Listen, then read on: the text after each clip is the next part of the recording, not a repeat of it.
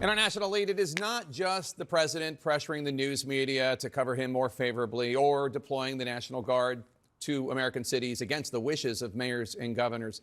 There's another presidential action that Democratic critics say you need to pay more attention to: his quest to go after what he calls domestic terrorists. Now, just over a month ago, after the tragic assassination of Charlie Kirk, President Trump issued a memorandum titled "Countering Domestic Terrorism and Organized Political Violence," unquote. It's referred to as NSPM 7, National Security Presidential Memorandum number 7. The goal of NSPM 7 is to go after and identify what the president calls anti-American, anti-capitalist, or anti-Christian groups and the, quote, networks, entities, organizations, funding sources, and predicate actions behind them, unquote. Joining us now, Democratic Senator Alyssa Slotkin of Michigan, who is sounding the alarm about NSPM 7. She's also a former CIA analyst who served in Iraq. Senator, you recently said that you think President Trump is preparing to bring the full weight of the government against Americans that he merely perceives as enemies, not necessarily who are domestic terrorists, and that this could turn the U.S. into a, quote, surveillance state. Now, the ACLU notes that this memorandum doesn't actually create any new powers So explain why this is so dangerous in your view. Yeah. Well, look, he tasked the Department of Justice to come up with a list of domestic terrorists, right? And the definition, as you alluded to, but it went on in that document, to be very broad and not always include violence, right? People who have alternative views on the family or on Christianity. In American law, what defines a domestic terrorist is very squishy because of freedom of speech. There are domestic terrorist acts, but we've never had like a formal list of domestic terrorist groups.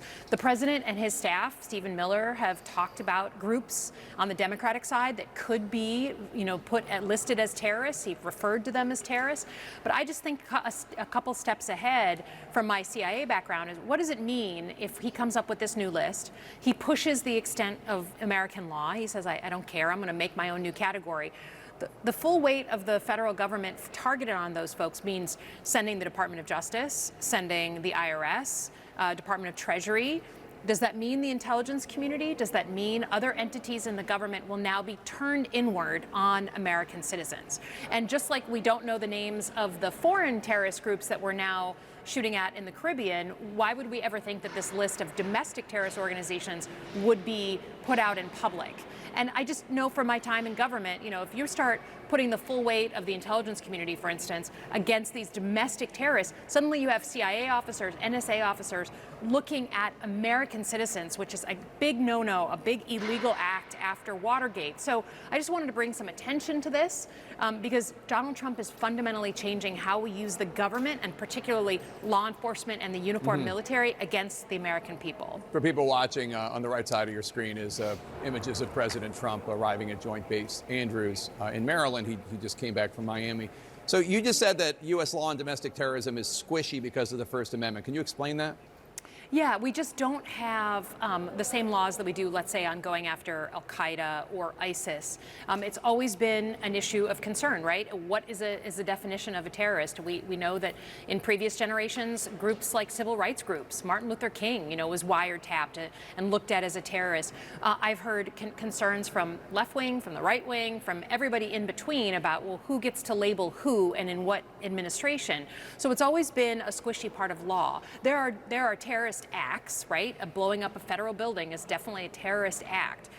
But it's just been squishy in law. But what we know about the Trump administration is they don't care that much about the squishiness. They've been willing to push the boundaries on law and then just wait to see if the courts actually react.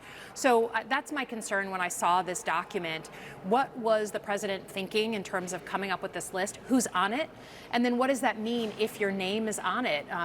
What's going to come after you? I just think it feels to most Americans fundamentally not who we are to have the federal government not working on making things easier for the American people, but turned inward on the American people. Michigan Senator Alyssa Slotkin, a Democrat.